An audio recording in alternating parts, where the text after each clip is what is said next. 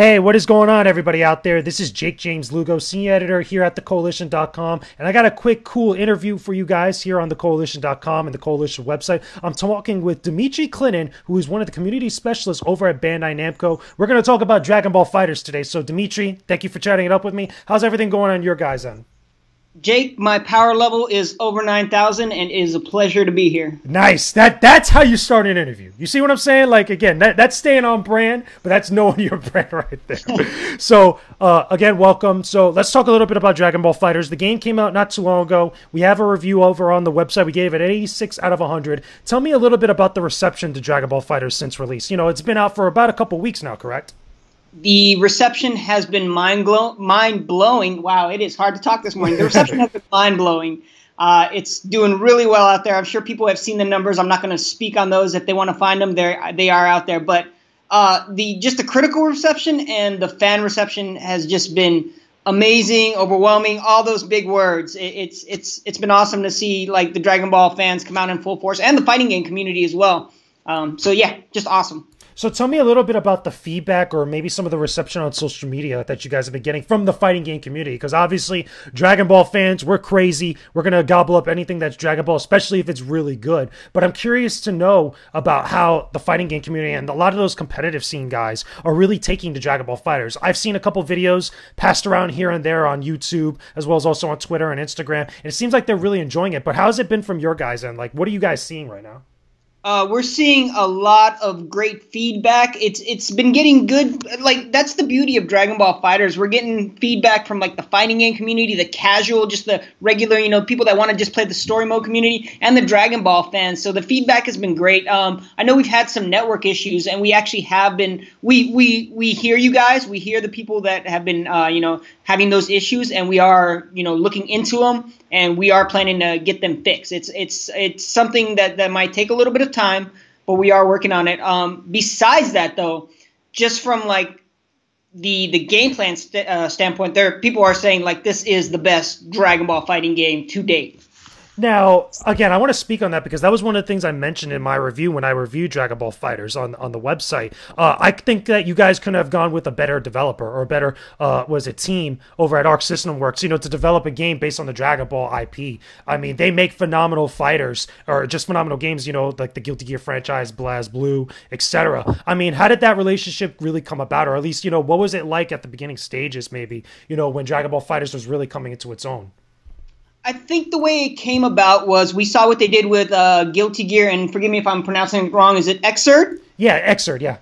Yeah, and we saw what they did with that, and we were just like, whoa, why haven't we worked with these guys before? These guys are phenomenal. Like, they built phenomenal fighting games. Their graphics engine is just ridiculous, and it was a match made in heaven. It was, chocolate and peanut butter. We had to work with these guys and put something out. Now, a lot of the stuff that's been talked about with Dragon Ball FighterZ is a lot of the kind of like, open-endedness to newer players to fighting games, myself included, as well as a bunch of other people out there that maybe love Dragon Ball or just love Dragon Ball Z, but aren't really that competitive. They don't really know how to do a lot of the more crazier competitive mechanics or things in other fighting games. But Dragon Ball FighterZ has the ability to allow people to do crazy combos without going too nuts on like the controller or just the actual gamepad of which you're actually playing with. One of those things being like the quick combos that you could do in Dragon Ball FighterZ, which I believe is you keep pressing square and you're able to do a combo into a super or a combo that does a knockdown and stuff. Was there any kind of like, feedback, positive or negative, that really focused on that was really kind of like something that really stood out to you guys? The stuff that stood out, well, first of all, yeah, the auto combo system is just a thing of beauty for the casual fans, because it just makes you look like it gives you that coolness factor, where it's like, whoa, I can't believe I'm pulling these moves off. So that had to be implemented in there, just so we kind of encompassed every type of gamer that wanted to play this game. The feedback has been great from that. Like, you don't have to do those auto combos. Like, if you're a fighting game expert, you can pull off crazy stuff without doing it. Like, it's easy to learn this game, but hard to master. And we're seeing these videos online with these like expert players just blowing out crazy combos. And then we're also, just seeing feedback from the casual community where it's like saying, like, oh, look how cool I can look just by, with the tap of a few buttons. I think the biggest feedback, though, we've gotten is from, well, initially, I would say the biggest feedback we got was from that Shenron system. Yeah, gathering the Dragon Balls. For anybody that doesn't know that's listening to this, gathering the Dragon Balls and being able to get a boost from Shenron. Yeah, so one of the things that we kind of got some criticism for was the Shenron system, but I haven't been really hearing anything too negative about it. I don't know if I'm just not looking in the right places, but I think it's not very easy to gather the Dragon Balls, and I guess it might either not be too easy to gather the Dragon Balls, or people just aren't using it, which either way works. But I think that's the biggest criticism we got was the Shenron system, but it seems to be working out okay. Did you feel at any point, or did anybody over there on the team feel like at any point with the auto combos, or even just the gathering the Dragon Balls in the Shenron system, that it would maybe impact the competitive play, maybe turn off some people that were really into competitive fighters like that? Because obviously you hear auto combos and you think things that are like super easy, that are just going to be crazy to pull off, and it's going to completely ruin that skill set that's required to do some of the bigger, more phenomenal, fantastical things you'd see in fighting games. Was there any worry about that at any point?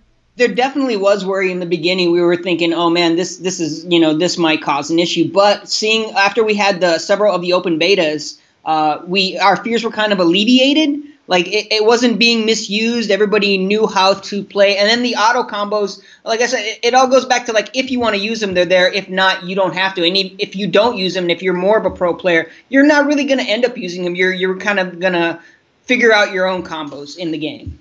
So I want to talk a little bit about the beta, because I was in all the betas that came out for Dragon Ball FighterZ. I had followed this game for quite a period of time leading up to the release up to now. And it seems like, especially at launch, granted, things happen, when you can never really judge a game, and the way that the online community is going to take to it, was it beforehand, before its official release, until it actually happens. A lot of people, myself included, seems like they had a much better online experience with the beta, being able to get into matches, not getting booted out of lobbies and stuff. But when the game originally came out, that at least that first week, there was a lot of problems like that, which is what you guys are addressing now. Was there a really big backlash with some of that stuff that was happening? Because you mentioned that that we're listening to you guys. You guys are being very vocal about what's happened. But tell me a little bit about that. Like, what was it like for you? For you guys seeing all that happen? It was rough, but I think that was the point. Well, to answer your question, yes, there was a good amount of backlash to the beta.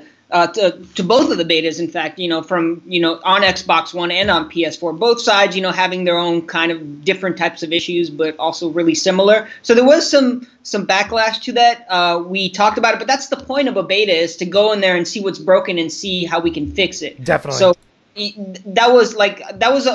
that's what I'm hoping. What the fans' biggest takeaway was like, hey, this is a beta, and we are, we're still there's no way to fully test like an open-ended online environment like that in a test environment. It's just impossible. So that was the point of the beta, was to see what was broken and then fix it.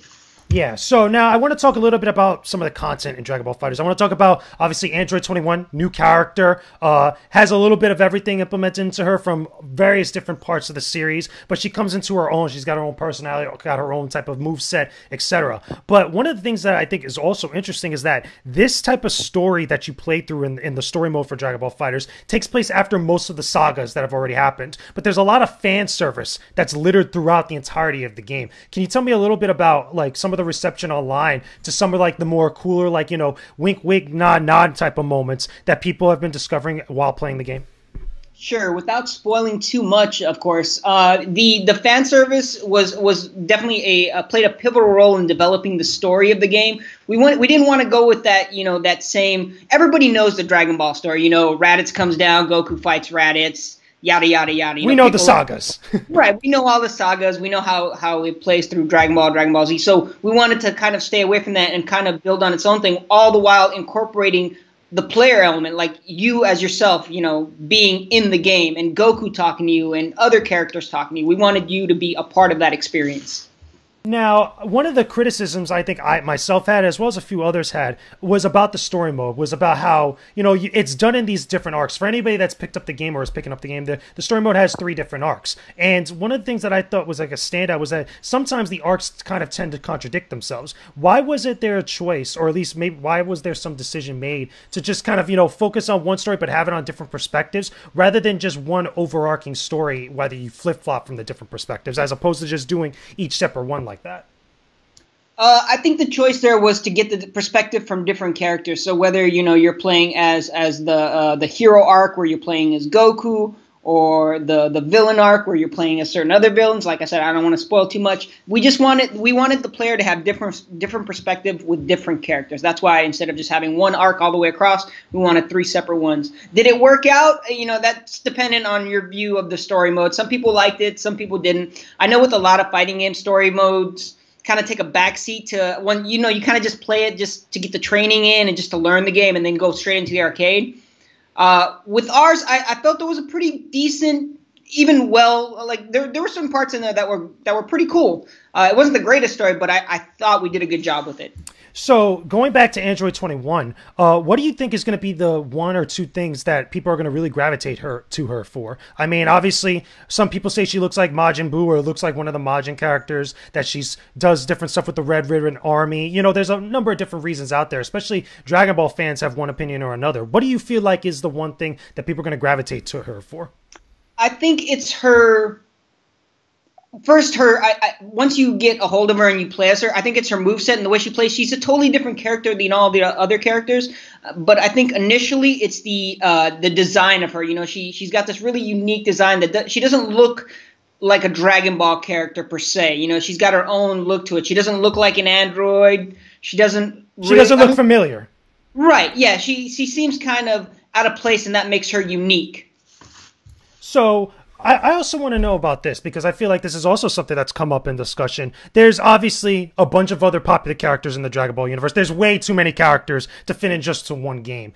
Some characters that were very popular and some that, get passed around or talked about all the time were left out, obviously, Dragon Ball FighterZ. Do you think like there's potential at some point to maybe implement them in, or maybe has there been discussions about that? All I can tell you is that we've seen the feedback from the fans. We know which characters are highly requested, and Arc also knows, what they can do with each character. The thing with Arc isn't just like, hey, this character is cool, let's put him in there. It's like, hey, does this character serve a function fighting game-wise also? Is this character going to be fun to play with? What type of moves can we create for this character? So they're also looking at that, not just, hey, does this character just look cool? So there's a lot of things that we take into consideration when adding DLC characters. All I can tell you is there are 8 DLC characters coming. And 8 total. 8 total coming. And then from there, we'll see what happens with these 8 to see how the demand is for more or not. But right now there's 8 total coming, and there's a lot of consideration, or there's a lot of things going into account when we consider which characters to add. Now, that's obviously characters, that's additions to the roster and stuff, but one of the other things that people have been wondering about, obviously in the main lobby, whether it's online and offline, there's these different areas of the map that just seem a little bit empty, and some people were maybe questioning or hypothesizing that maybe there's additional other content, maybe additional story or other modes and stuff. Is there anything that you could comment on related to that? I can comment on that. Let me think of a good way of putting this. That we know there's empty areas that are inaccessible, and they may be accessible at a future time. Yeah, I think that's a solid answer right there. But final question, I think, as we wrap this up. Dragon Ball is known for its fast-paced fighting, and I think that the game encapsulates that in a very good way. The fights are fast, they're furious, they're all over the place. It feels like, very similar to what you get in the shows or even the new content that's out there now. What is the one thing that you feel like Dragon Ball FighterZ makes it stand out a little bit further away from the source material? The anime, the manga, the movies and stuff. What is it about the fighting game that, besides it being a game, makes it stand out amongst all the other Dragon Ball stuff that's out there?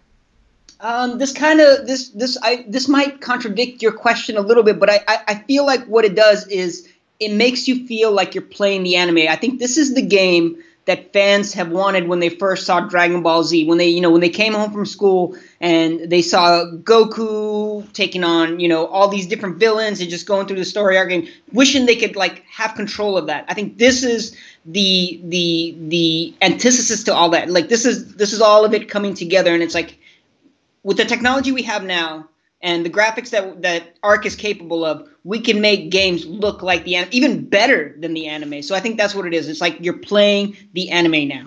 Yeah, I could definitely a testament to that. Again, as I was playing it for review, it looks very, very similar to the manga and the anime, but I think like it just looks smoother and it looks nice. It looks really good for what it is. And like I said, I think you guys couldn't have chosen a best developer than Arc System Works to make something like this happen, especially looking at something like Guilty Gear Zerd and stuff. Finally, your favorite character in all of Dragon Ball Z. Who's your pick out of the entire cast? So, are we talking about like who do I play with in Dragon Ball FighterZ? Or yeah, it could be that. Yeah, it could be that who you play as or who's your pick in Dragon Ball FighterZ. Yeah, I think that's a good pick. My main in Dragon Ball FighterZ is Android 16. I love these big, bulky tank characters. I love just walking down guys, just walking through people. And I love his level 3 special. The self-destruct is amazing. Android 16, without a doubt, is my main. He's a beast. You love those grabs. We call them hugs over here in the FGC. I love hugging people. Which is awesome. But Dimitri, thank you very much for chatting up Dragon Ball FighterZ with me. Where can everybody follow Bandai Namco? Where can everybody follow Dragon Ball FighterZ on social media? Sure. It was my pleasure to jump on, Jake, and they can follow us at Bandai Namco US on Twitter. You can search for us at Facebook, just under Bandai Namco America. On YouTube at Bandai Namco America as well. So yeah, any of those places are great. That's awesome. I'm probably going to jump on the game at some point later today after I record this and stuff. But make sure you guys leave a like on this video. Subscribe to the Koalition's YouTube channel for all our videos related to gaming, our interviews, our other podcast shows, a whole bunch of great content that hopefully you guys are enjoying. We'll have a couple more surprises later on this week, and we will talk to you again very soon. Peace out, and stay epic, everybody.